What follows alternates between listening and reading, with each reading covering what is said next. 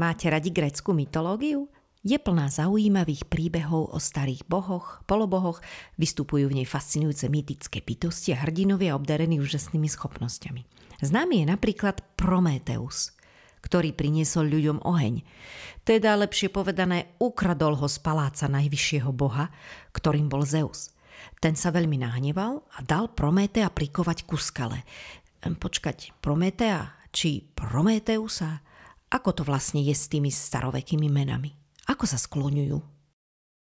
Mužské mená gréckeho a latinského pôvodu zakončené v nominatíve singuláru na as, es, os, us, napríklad Pythagoras, Sokrates, Sisyphos, Ovidius, sa skloňujú podľa vzoru chlap. Je tu ale jedna zvláštnosť. Pri ich skloňovaní tieto prípony vypadávajú. Ukážeme si to na príklade nejakého gréckeho hrdinu. Poznáte ho? Je to slávny Achilles, najlepší bojovník všetkých čias. Takže poviem Achilles, bez Achila, dám Achilovi, vidím Achila, o Achilovi, s Achilom a tak ďalej. A viete, že aj jeho päta je slávna? Keď povieme Achillova päta, myslíme tým slabé a zraniteľné miesto na tele. Ale vráťme sa k Prométeovi. Mužské meno Prométeus je gréckeho pôvodu, má zakončenie us a preto sa skloňuje podľa vzoru chlap a pri jeho skloňovaní prípona us vypadáva.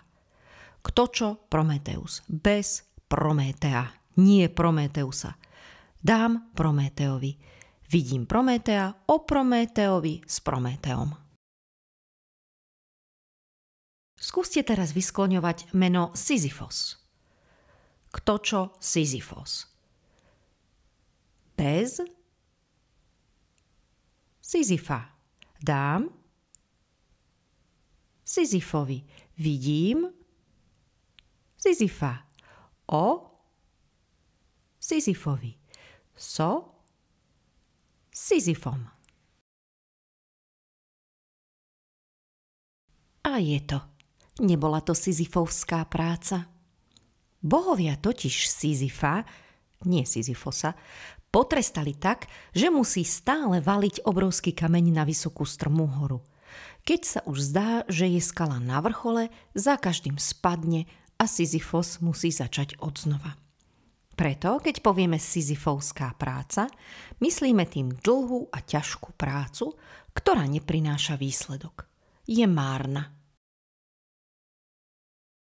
Ostatné docvič v cvičebnici, ktorá ťa pripraví na skúšku. Nájdeš tam aj interaktívne cvičenia, videá a testy.